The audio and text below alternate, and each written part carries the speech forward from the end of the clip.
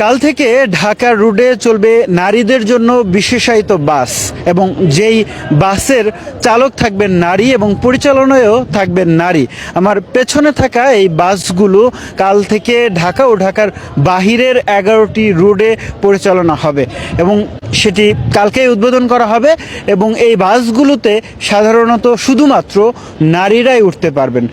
এই বাসটি স্বাভাবিক সরকারি দূরত্বের যে ভাড়া সেটি রাখা হবে এবং এই বাসটিতে যাত্রীদের সুবিধার জন্য সহজের মাধ্যমে টিকিট কাটা যাবে। এছাড়াও নারীদের জন্য রাখা হবে পিঙ্ক কার্ড, যে কার্ডের মাধ্যমে যাত্রীরা সহজেই এই বাসে চলাচল করতে পারবেন। আমি আমার পেছনের বাসগুলো যদি দেখানোর চেষ্টা করি, ঢাকার ও ঢাকার বাহিরের 11টি রুটে চলাচল করবে। ঠিক সামনেই রয়েছে আবদুল্লাপুর এয়ারপোর্ট, বনানী, মহাখালী, ফার্মগেট, গুলিস্তান, মতিঝিল এসব এলাকায় চলাচল করবে এবং তার পাশের বাসটি চলবে মিরপুর 12, 10, কাজীপাড়া, ফার্মগেট, শাহবাগ, গুলিস্তান, মতিঝিল। অর্থাৎ যদি বলি যে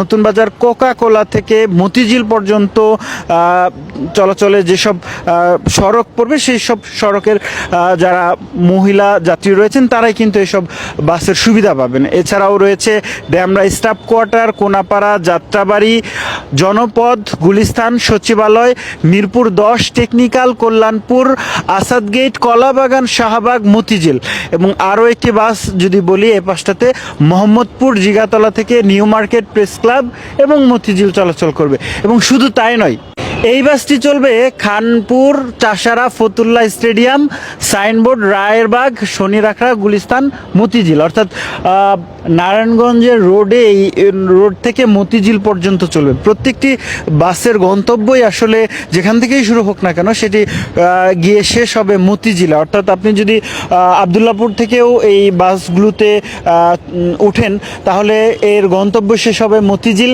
এবং এ পাশ থেকে নতুন বাজার থেকে উঠলেও তার গন্তব্য শেষ হবে মতিঝিল।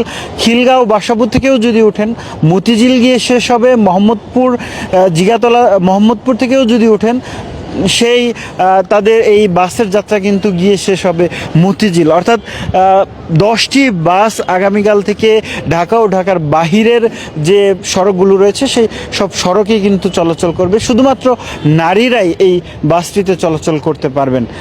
আমার অনেক ভালো লাগছে আর আমি খুবই সুপার এক্সাইটেড, কারণ হচ্ছে এই প্রথমবার বাংলাদেশে চালু হতে যাচ্ছে মহিলা বাস সার্ভিস এবং বাস সার্ভিস আগেও ছিল কিন্তু এই নজিরবিহীন যে আমরা একজন মহিলা ডাবল ডেকার এত বড় একটা বাস কন্ট্রোল করব।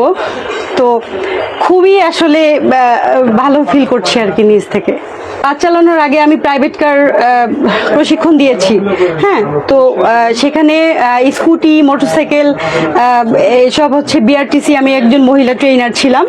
তো সেইখানে গাজীপুর 1 মাস 13 দিন ব্যাপী একটা হয়, প্রশিক্ষণ হয় বাস চালানোর বিষয়ে। তো সেখানে আমি বাস চালিয়ে এবং উত্তীর্ণ হই। সে উত্তীর্ণ হওয়ার পরে আমাকে এই মহিলা বাস সার্ভিসে দেওয়া হয়।